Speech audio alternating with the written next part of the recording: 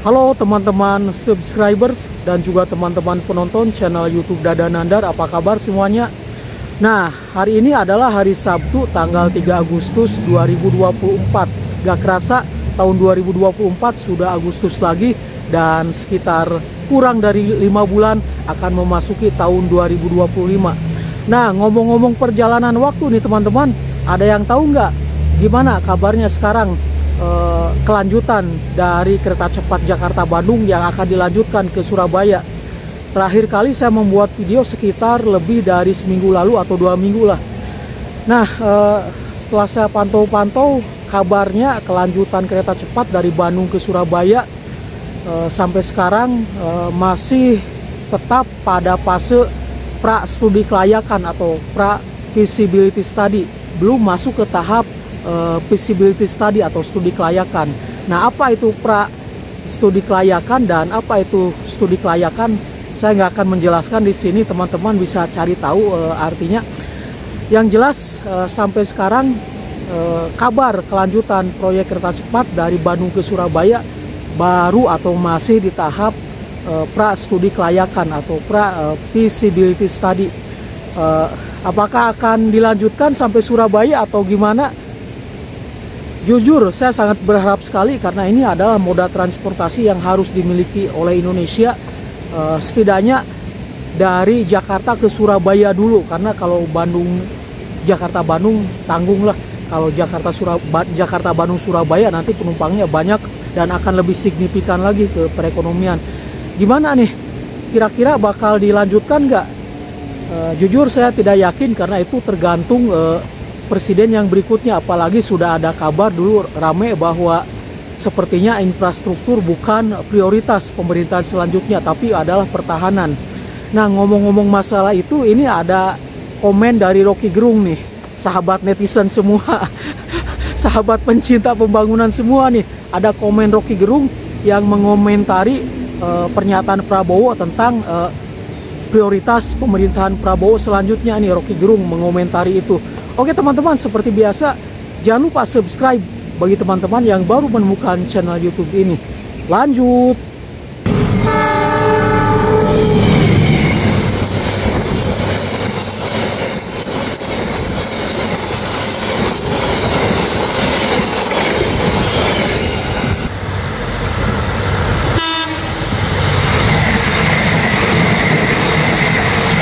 Ya, dan saya kira dengan data ini tidak lagi ada alasan dari para pendukungnya Pak Jokowi itu membela-bela dan kemudian mempersoalkan pernyataannya Pak Prabowo begitu ya, dan minta agar publik tidak membenturkan pernyataan Pak Prabowo dengan program kerjanya Pak Jokowi yang fokus pada infrastruktur. Tidak ada yang dibenturkan di situ. Ini betul-betul fakta untuk memperlihatkan justru berbahaya kalau tidak diungkapkan kondisi ekonomi kita. Kalau masih terus ingin menjadikan legacy Jokowi itu disempurnakan oleh Pak Prabowo. Kan Pak Prabowo hanya mengeluhkan sebetulnya bahwa ada yang salah dalam desain tuh. Ketika momentum tiba, kita mesti lihat apa urgensinya bikin IKN, apa urgensinya kereta cepat. Jadi sekali lagi bukan dibenturkan, tetapi memang itu kondisi realnya. Kalau mau dibenturkan, mestinya dalam kondisi yang baik-baik aja, itu baru ada dibenturkan. Ini kan fakta itu memerintahkan Prabowo untuk berhemat. Fakta itu menjadikan Prabowo mengerti bahwa yang mesti dia unggulkan adalah kesehatan masyarakat, gizi masyarakat, bukan beton, jumlah beton yang akan ditanam di IKN. Kan itu efeknya kan nggak ada apa-apa dalam keadaan sekarang tuh. IKN itu akan jadi sumber pemborosan. Demikian juga kereta cepat yang sebaiknya dibatalkan aja. Tapi kalau dibatalkan, Indonesia akan di arbitrasi internasional tuh. Jadi kelihatannya Prabowo betul-betul menghitung secara teknis, teknokratis sumber pembiayaan kabinetnya ke depan tuh, dan sumber pembiayaan itu mesti berbasis pada janji dia ketika kampanye. Kan itu aja tuh. Ini bukan soal bentur-membenturkan, tetapi dua paradigma yang memang bertentangan, yaitu Prabowo mau berhemat untuk kepentingan pertahanan, sementara Jokowi ingin boros untuk kepentingan pencitraan. Kan beda tuh paradigma. Ya. Nah, ini kita teruskan dulu ya soal kereta cepat. Nanti kita bicara yang BUMN yang lain dan soal kebangkrutan ya. Ini saya kira betul seperti yang Anda sampaikan tadi, akan jadi dilematis. Pak Prabowo tidak mungkin bisa membatalkan lagi proyek kereta api cepat ini karena ini pengalaman dari Mahathir. ketika beberapa waktu yang lalu dia mengambil alih kekuasaan di Malaysia kan, dia kemudian juga melihat, wih, ini pembangunan kereta cepat dari Kuala Lumpur ke Singapura ini bisa bikin bangkrut negara itu. Dan kemudian dia waktu itu rencananya dia membatalkan itu, tetapi kemudian ternyata mau tidak mau dia harus meneruskan itu karena dia akan di-sue, akan didenda dan jumlahnya sangat besar karena memang itu ada klausul perjanjiannya seperti itu.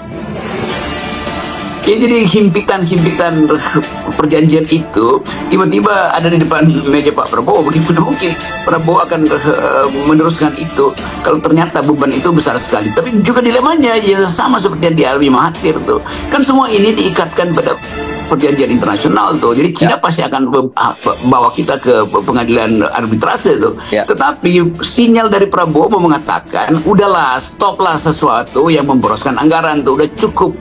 Wika itu yang bangkrut tuh dan tidak bisa nyetor untuk perbaikan fasilitas pelayanan publik lain tuh, karena harus fokus untuk membiayai dan ikut dalam konsorsium dengan Cina yang akhirnya beban kerugian itu dibebankan pada Indonesia karena Cina merasa bahwa oke, itu setiap kesalahan yang dibuat dalam perencanaan itu bebannya pada APBN Indonesia. Kan itu intinya kan. Jadi ini betul-betul Presiden Prabowo itu menganggap bahwa dari awal mesti ada semacam sinyal bahwa tidak semua yang diinginkan Jokowi harus dia jalankan. Sementara Jokowi menginginkan semua hal itu harus dia jalankan. Karena ini beda antara orang yang berhitung secara akuntansi dan orang yang sedar ingin pencitraan kan. Jadi Pak Jokowi itu mestinya yang bilang sebetulnya, oke, saya berhenti untuk membangun lagi atau membuat MOU dengan negara-negara lain supaya Pak Prabowo bisa menghitung kembali daya dukung ekonomi kita kalau soal-soal infrastruktur itu mau dilanjutkan. Kan mestinya itu kalau ada kecerdasan sedikit aja dari Pak Jokowi. Nah itu teman-teman komentar Rocky Gerung di media mengenai kebijakan pembangunan Presiden Joko Widodo dan kemungkinan kebijakan pembangunan yang akan dikerjakan oleh pemerintahan Prabowo selanjutnya. Dan kita sebagai pencinta pembangunan sangat berharap sekali kereta cepat ini dilanjut sampai Surabaya